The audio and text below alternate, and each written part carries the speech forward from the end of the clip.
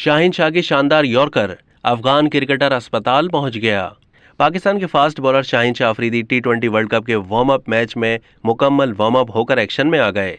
Brisbane में शाहीन शाह अफरीदी ने warm up match में अफगानिस्तान के बैटर रहमानुल्लाह को अपने पहले ही ओवर की 5वीं गेंद तेज यॉर्कर कराई, जो उनके पांव की उंगलियों पर लगी और पाकिस्तानी खिलाड़ियों के अपील करने पर अफगान बैटर को एम्पायर ने आउट दे दिया।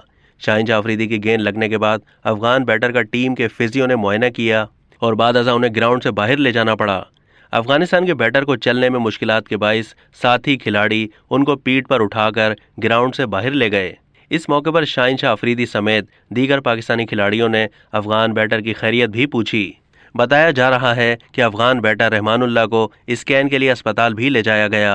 अब तक के लिए इतना ही। मजीद मालूमात के लिए डेली जंग के यूट्यूब चैनल को सब्सक्राइब कीजिए।